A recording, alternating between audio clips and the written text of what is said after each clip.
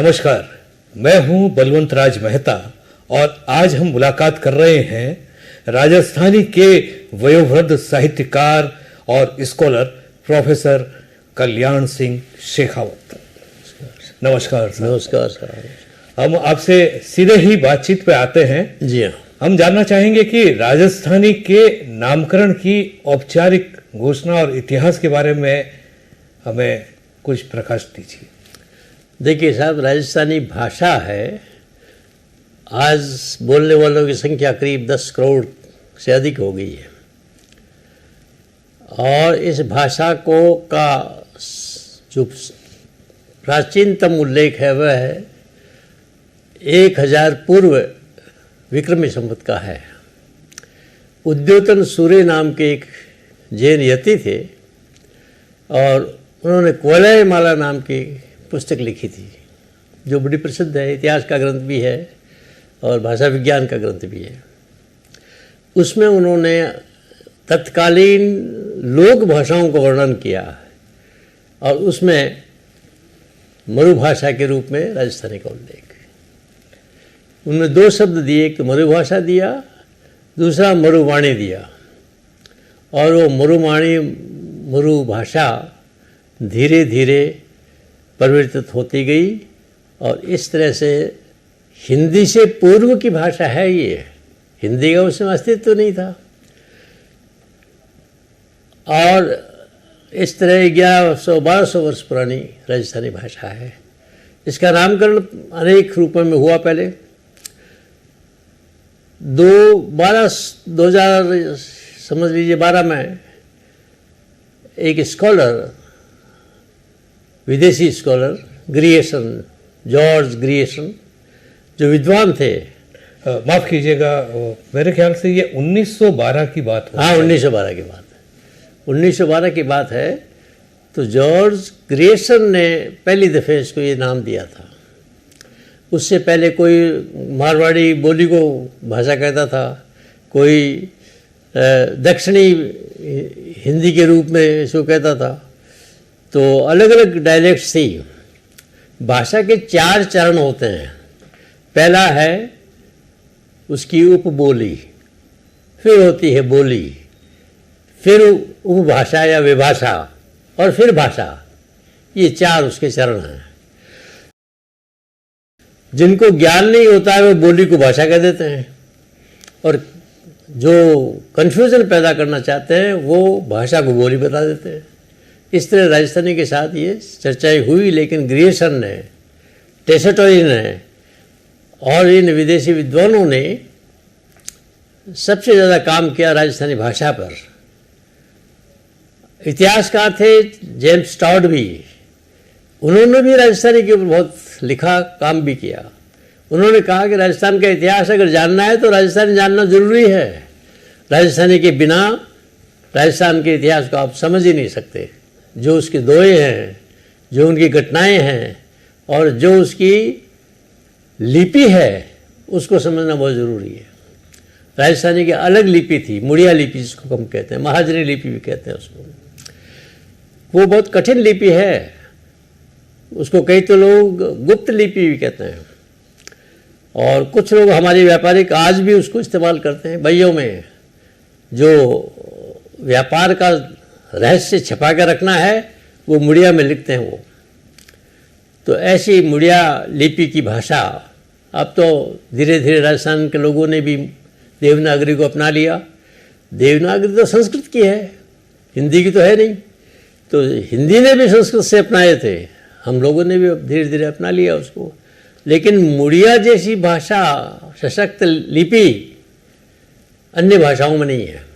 तो मुड़िया के संरक्षण के लिए क्या सरकारी प्रयास होने चाहिए, या जो आपने बताया ये विलुप्त हो रही है और ये इतनी महत्वपूर्ण है कि इसमें सारी चीज़ें राजस्थानी की छिपी हुई हैं, तो इसको बचाने के लिए क्या प्रयास होने चाहिए? देखिए साहब, सारा दायित्व तो होता है संस्थाओं का, विद्वानों का और सरकारों का। लेकिन विद्वान तो सक्रिय हैं, साधन नहीं है। साधन सरकार के पास है, सरकार मौन हो जाती है। तो मुड़िया जैसी लिपि को तो प्रोत्साहन देना चाहिए। विश्व की सबसे महत्वपूर्ण लिपि है। जैसे हम लोग कहते हैं कि संस्कृत के बिना काम नहीं चल सकता, वैसे ही मुड़िया के बिना किसी लिपि का काम नहीं चल सकता। ब्राह्मी लिपि थी पहले, जो प्राचीन लिपियां हैं उनमें सबसे अधिक जो आज प्रामाणिक लिपि है वो मुड़िया ही है। बाकी सब तो लिपियां जो थी वो लुप्त हो गई। आपने बड़ी दिलचस्प जानकारी दी, लेकिन मुड़िया के लिए कोई प्रयास हुआ? किसी ने मुड़िया लिपि को संरक्षित करने या उसको सीखने या लोगों को या नई पीढ़ी तक मुड़िया लिपि को पहुंचाने के लिए कोई प्रयास हुआ? हाँ साहब, एक प्रयास हुआ था। मुनि जिनविजय आए थे यहाँ। राजस्थान प्राच्य विद्या प्रतिष्ठान नाम की संस्था है जो विश्व की बहुत बड़ी और महत्वपूर्ण संस्था है और जो खंडर होती जा रही है। यहाँ पर अभी भी 3-4 लाख हस्तलिखित ग्रंथ हैं विविध विषयों के, और वो उस मुड़िया लिपि में लिखे हुए हैं, सचित्र हैं। और ऐसे ऐसे ग्रंथ हैं जिनको हम योग का ग्रंथ कहते हैं। वहाँ योग के बड़े दुर्लभ 8 ग्रंथ पड़े हैं, लेकिन उनको देखने वाला ही नहीं है। तो यहाँ मुनि जिनविजय जी और बोहरा जी नाम के उप डायरेक्टर थे, उपनिदेशक थे। उन्होंने कार्यशालाएं शुरू की थी यहाँ कि भाई मुड़िया लिपि सीखो। स्कॉलर्स को कहा था। अब और स्कॉलर विश्वविद्यालय के अतिरिक्त कहीं मिलते नहीं हैं। अब विश्वविद्यालय की स्थिति ये हो गई कि धीरे धीरे जो हिंदी को जानने वाले थे, दूसरी भाषाओं को जानने वाले और तो बढ़ते गए, राजस्थानी को जानने वाले नहीं हुए, क्योंकि राजस्थानी का विभाग नहीं था।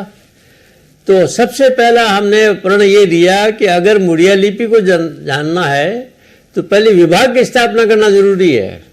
और ये भी संकल्प भाग्य से मुझे ही लेना पड़ा, क्योंकि 2 प्रयास पहले हो चुके थे। रविंद्रनाथ टैगोर ने शांति निकेतन में जो उनका विश्वविद्यालय शुरू हुआ, उसमें राजस्थान के 2-3 बार गए थे लोग, उनसे सुनी थी उन्होंने कविताएं। डिंगल की कविताएं थी वो, और बड़ी ओजस्वी कविताएं थी, भक्ति की रचनाएं भी थी। तो मंत्रमुग्ध हो गए। उन्होंने कहा कि मैं इतना दुर्लभ साहित्य है उसका संरक्षण करूंगा और इस मेरे विश्वविद्यालय में राजस्थानी विभाग की स्थापना करूंगा। लेकिन दुर्भाग्य रहा, वो नहीं कर सके। तो ये मुड़िया लिपि प्राथमिक कक्षाओं में भी बच्चों को सिखाने का प्रयास होना चाहिए, नहीं तो ये राजस्थानी जो आप बता रहे हैं लुप्त हो जाए। बड़ी संख्या में ग्रंथ प्राच्य विद्या प्रतिष्ठान में पड़े हैं जिसमें छिपा हमारा ज्ञान है। हाँ। तो वो आने वाली पीढ़ी के लिए तो लुप्त हो जाएगा। तो इसको प्राथमिक शिक्षा में जोड़ने के लिए ऐसे कोई प्रयास हो रहे हैं या किए जाने चाहिए? या देखो साहब, ये मामला अटका हुआ है। सिर्फ भाषा को जब तक संरक्षण राजकीय नहीं मिलेगा तब तक ये कोई प्रयास नहीं होंगे। अभी हालत ये है कि जो भाषा सन 52 तक राजस्थान के सभी रियासतों में राजकाज की भाषा थी, उस भाषा को हटाकर रातों रात छद्म रूप से हिंदी भाषा को राजभाषा बना दिया गया। और किसी असेंबली से ये प्रस्ताव पास नहीं हुआ। केवल राज प्रमुख थे हमारे मानस जी, उनके हस्ताक्षर करवा कर वो एक विधेयक लागू कर दिया गया। लेकिन उसमें कमजोरी ये हो गई कि विधेयक में नीचे लिखा हुआ था ये विधेयक हम पारित कर तो रहे हैं, लेकिन 6 महीने के अंदर अंदर असेंबली से पास कराना पड़ेगा इसको। वो आज दिन तक नहीं हुआ है। इसलिए वो लागू तो हो गई, लेकिन वो वैधानिक रूप से वो असेंबली से चूंकि पास नहीं हुई, इसलिए वो आज भी भाषा नहीं है। लेकिन राजस्थानी को उन्होंने हटा दिया। ये बहुत बड़ी बदमाशी थी। दुर्भाग्य की बात है। हाँ, जो बाजी हमारा हाथ में थी वो निकल गई। फिर क्या हुआ साहब कि गवर्नर का पद आ गया, तो वो ये जो ऑर्डिनेंस था गवर्नर से, गुरुमुख निहाल सिंह जी गवर्नर बन के आए, उनके हस्ताक्षर से कहा गया साहब कि ये लैप्स हो रहा है, इसको वापस साइन करो। तो उन्होंने साइन कर दिए, लेकिन वो भी 6 महीने के बाद पास नहीं हुआ, इसलिए वो भी बेकार चला गया। इसलिए हम अभी भी लड़ रहे हैं कि आज हिंदी राजस्थान की राजभाषा नहीं है, और इसलिए हिंदी और राजस्थानी दोनों को राजभाषा घोषित किया जाए। ये हम लड़ाई लड़ रहे हैं, चल रही है। मैं फिर आपकी पीछे वाली बात पे आता हूँ। आपने ये बताया था कि 1200 साल पहले मरुवाणी, मरुभाषा, हाँ। फिर 1912 में ग्रियर्सन ने राजस्थानी शब्द दिया। हाँ। लेकिन हम जब जब भी चर्चा में सुनते हैं कि राजस्थानी की मान्यता के लिए या राजस्थानी की 8वीं अनुसूची में नाम जोड़ने के लिए संघर्ष चल रहा है, तो ये संघर्ष किस लिए चल रहा है और क्यों नहीं इसको मान्यता मिल रही है? देखिए साहब, ये विवाद शुरू हुआ था टंडन जी से। पुरुषोत्तम दास टंडन थे हिंदी के विद्वान, और उन्होंने उस समय हमारे जयनारायण जी व्यास मुख्यमंत्री थे। उन्होंने कहा कि भाई राजस्थान का बहुत बड़ा क्षेत्र है और यहाँ ये जो आप राजस्थानी भाषा है उसको हिंदी की विभाषा बता दो, बोली बता दो, या ये उस पूरे भूगोल को हिंदी का क्षेत्र बता दो, तो हमको हिंदी को राष्ट्रभाषा घोषित करने में बड़ी सहायता मिलेगी। और जो ही हिंदी को राष्ट्रभाषा का दर्जा मिलेगा, हम आपकी राजस्थानी को प्रांतीय भाषा का रूप दे देंगे, उसको राजकाज की भाषा बना देंगे। अब ये उस समय जयनारायण जी व्यास ने एक छोटी सी पुस्तक लिखी थी, मुख्यमंत्री राजस्थान के मुख्यमंत्री ने, और उन्होंने कहा था कि हमारी राजस्थानी भाषा का क्या होगा। वो डॉक्यूमेंट है, ऐतिहासिक डॉक्यूमेंट है। और उस समय टंडन जी ने कहा था कि ये हमें मालूम है, हम आपके साथ हैं, और मैं वचन देता हूँ आपको कि राजस्थानी को जो ही हिंदी को भाषा का दर्जा मिला हम दे देंगे। अब दुर्भाग्य ये रहा साहब कि न तो हिंदी राष्ट्रभाषा बनी, आज भी हिंदी भारत की राष्ट्रभाषा नहीं है। वो केवल कार्यालय की भाषा है, ये राजकाज की भाषा है, राजभाषा है, वो राष्ट्रभाषा नहीं है। इसलिए एक तो हिंदी को नुकसान हुआ, दूसरा राजस्थानी जो बननी चाहिए थी, उन्होंने धोखे से पहले हमसे हाँ भरवा ली। जयनारायण जी व्यास ने कह दिया अच्छा ठीक है, अभी हम आपको हिंदी को सपोर्ट करते हैं। वो हिंदी का सपोर्ट इतना भारी पड़ा, आज दिन तक वो अब हमको कहने लगे कि नहीं अब तो हिंदी है। अरे भाई, हिंदी गलत ढंग से आपने लागू की है। यहाँ के जो करोड़ों लोगों की मातृभाषा थी उसको हटाकर, जो चल रही थी महाराष्ट्र की भाषा थी उसको हटाकर आपने एक गवर्नर के दस्तखत करा दिए, एक राज्यपाल के उसके राज प्रमुख के दस्तखत करा दिए। असेंबली से आज दिन तक पास नहीं है वो तो वैधानिक रूप से भाषा है ही नहीं। इस तरह के छल प्रबंध से बनी हुई भाषा हिंदी है। तो छोटे छोटे भूभाग की या कम लोगों में बोले जाने वाली बोलियों को भी भाषा का दर्जा मिला है, तो राजस्थानी का भी ऐसा हुआ क्या? कहीं दर्जा मिलते मिलते बात रह गई साहब। इसलिए क्योंकि साहब भाषा विज्ञान ये कहता है कि 5 चीज़ें भाषा में होनी चाहिए। पहला तो है कि भू क्षेत्र होना चाहिए बहुत बड़ा, विशाल। तो विशाल भू क्षेत्र तो राजस्थानी के पास है। यहाँ तक कि जो हरियाणा है ये भी राजस्थान का ही भूभाग था। और जो हमारे कई प्रवासी कलकत्ता में रहते हैं, मद्रास में रहते हैं, और विदेशों में जो महाराष्ट्र में, आज भी महाराष्ट्र में संख्या सबसे ज़्यादा राजस्थानियों की है। हिंदी बोलने वाले तो फिर भी कम है वहाँ, लेकिन उनको अनदेखा किया गया। और तो बहुत बड़ा क्षेत्र होते हुए भी इसको आज भी सबसे बड़ा क्षेत्र राजस्थानी है।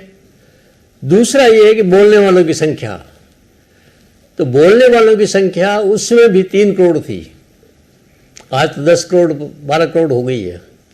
लेकिन जब भी ये जो जनगणना होती है, उस जनगणना में यहाँ के जो लिखने वाले कर्मचारी हैं वे लोग बदमाशी करते हैं। वो राजस्थानी को एक जगह राजस्थानी लिखेंगे, फिर नीचे मारवाड़ी लिख देंगे, फिर ढूंढाड़ी लिख देंगे। अरे भाई, ढूंढाड़ी मारवाड़ी ये तो सब उसकी डायलेक्ट्स हैं, बोलियां हैं। वो उन बोलियों को आप भाषा के रूप में दिखा देते हो। तो लोग कहते हैं साहब बहुत तरह की भाषा है। अरे भाषा बहुत तरह की भाषा नहीं है, भाषा तो एक ही है, ये उसकी बोलियां हैं। तो ये बदमाशी कर करके उसका हम विरोध कर रहे हैं। अभी हमने प्रेजेंटेशन दिया है क्योंकि जनगणना होने वाली है। तो ये सरकारी आंकड़ों में हेराफेरी की गई, हिंदी को पॉपुलर करने के लिए राजस्थानी को दबाया गया जानबूझकर, कर्मचारियों का दुरुपयोग किया गया और वो उसके कारण राजस्थानी को जनसंख्या कम दिखाई गई। तीसरा, साहित्य होना चाहिए। अपार साहित्य है, इतना बड़ा साहित्य, 3 लाख हस्तलिखित, 3 लाख लोकगीत हैं हमारे पास, और एक एक लोग घूमर लोकगीत है, दुनिया का सबसे पॉपुलर लोकगीत माना गया, ये उन्होंने मान लिया उसको। तो क्या दूसरे भाषाओं में लोकगीत नहीं है? हैं, लेकिन हमारे उस लोकगीत के बराबर वो भी नहीं।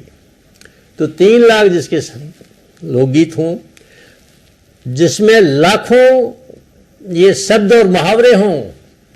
अब हमारे सीताराम जी लारस ने शब्दकोश बनाया, उसमें 2,10,000 शब्द प्रकाशित हो गए, वॉल्यूम्स चल रहे हैं, और उसमें अभी तक आधे ही हुए हैं, आधे अभी बाकी हैं।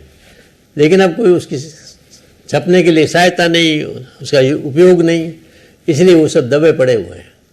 तो शब्द भंडार जो है सर्वश्रेष्ठ है सब जगह का। एक एक शब्द के 20-20 पर्यायवाची शब्द हैं, एक एक के 20-20 शब्दों के साथ मुहावरे, लोकोक्तियाँ और ये शब्द है।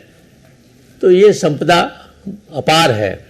आपकी बात अथाह शब्द भंडार है, हाँ। समृद्ध साहित्य है, हाँ, सारी बातें बताई। यहाँ तक कि आपने ये बताया कि राजस्थानी के नाम को या राजस्थानी को महत्व को बताने के लिए गैर राजस्थानी विलायती लोगों ने आगे आके बात की। तो यहाँ के राजस्थान प्रांत के लोगों में क्या कमी रह गई कि हम राजस्थानी को मान्यता दिलाने में अभी तक सक्षम क्यों नहीं हो पाए? इसमें सबसे अधिक दोषी हमारे राजनेता हैं। लोग ये कहते हैं कि जब रियासतें समाप्त हो रही थी, रियासतों की भाषाएं क्यों समाप्त हो गई? राजा लोग अपने उस जो रियासतें जारी थी उसमें अपना किले ढूंढ रहे थे, कई मकान ढूंढ रहे थे, कई ज़मीनें ढूंढ रहे थे, जायदाद ढूंढ रहे थे, लेकिन भाषा का कंसेप्ट उनके दिमाग में आया ही नहीं, इसलिए उन्होंने भी मांग नहीं की। बाकी उस समय समझौते में लिख देते कि नहीं हमारी भाषा प्रोटेक्ट होनी चाहिए, वो नहीं हो पाई।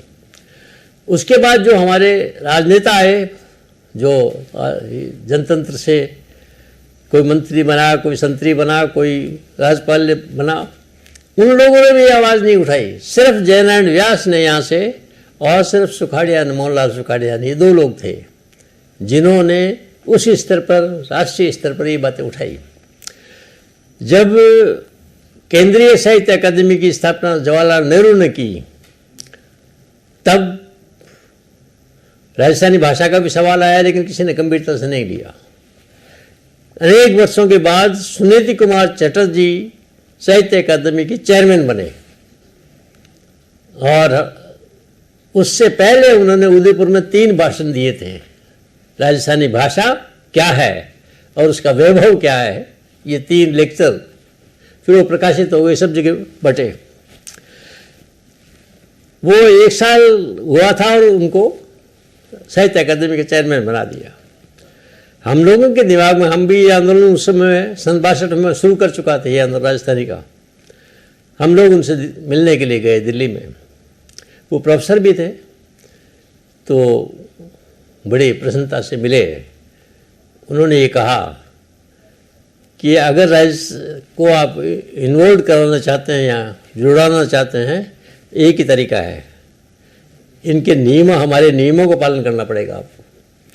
तो मैंने कहा बताओ आप कौन कौन से नियम हैं आपके? कि पहला नियम तो ये है कि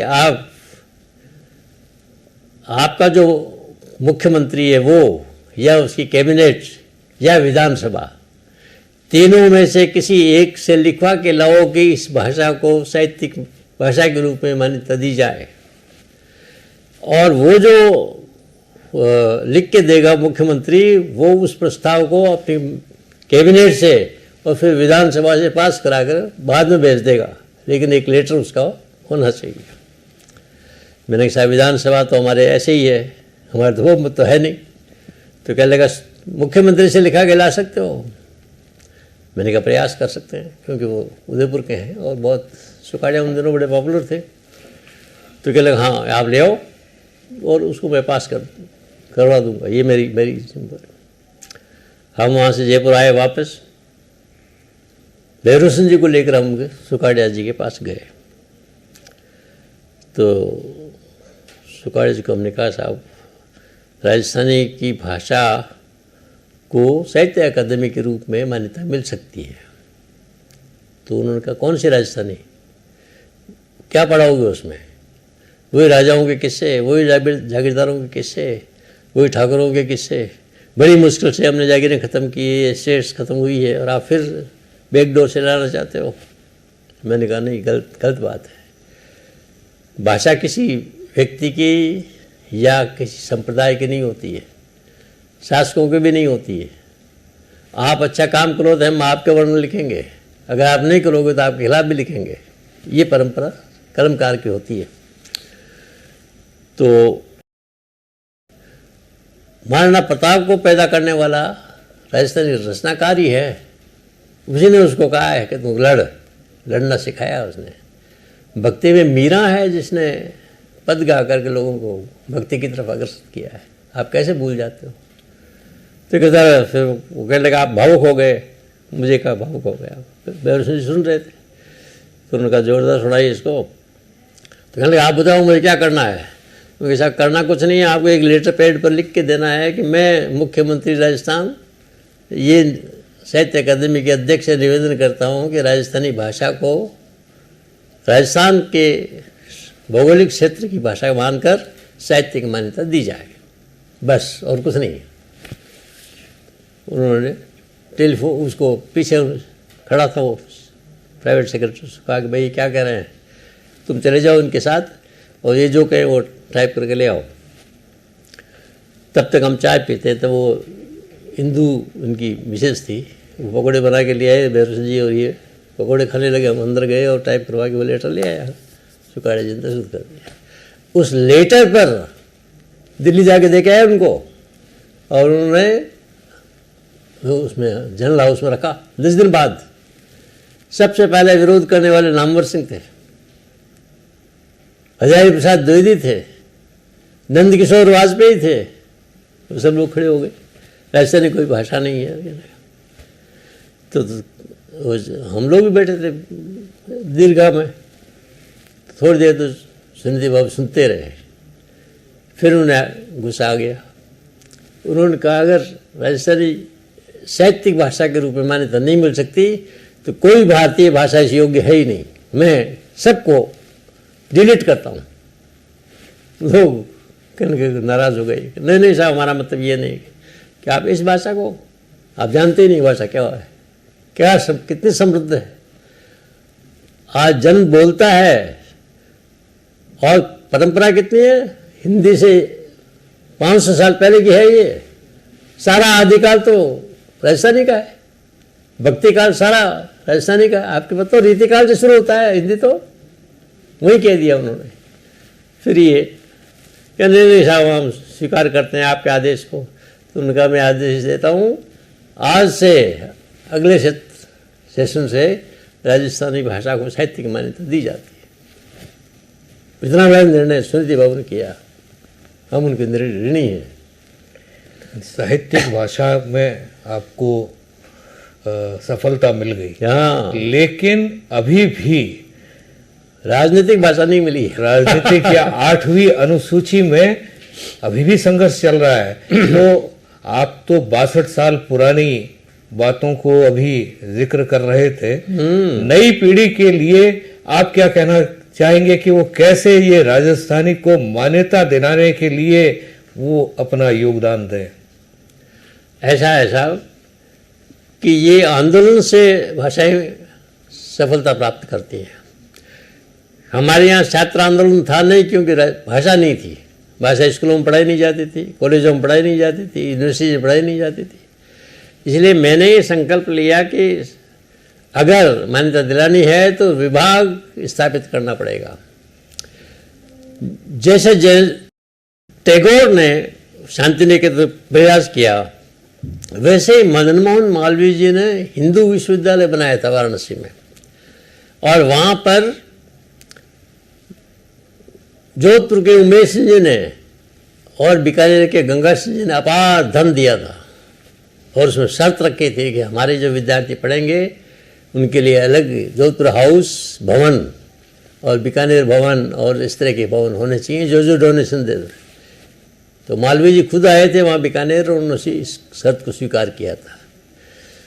तो गंगा सिंह जी ने कहा कि मेरी भाषा का क्या होगा। तब मालवीय जी ने उनको कहा था कि मैं आपकी भाषा का विभाग ही नहीं फैकल्टी बनाऊंगा, संकाय, जिसमें सब विषय पढ़ाऊंगा, और ये मैं प्रयास आपको वचन देता हूँ। गंगा सिंह जी को वाराणसी बुलाया और उन्होंने कहा कि अगले सेशन तक हम वो ये सब घोषित कर देंगे। बीच में मालवीय जी की डेथ हो गई।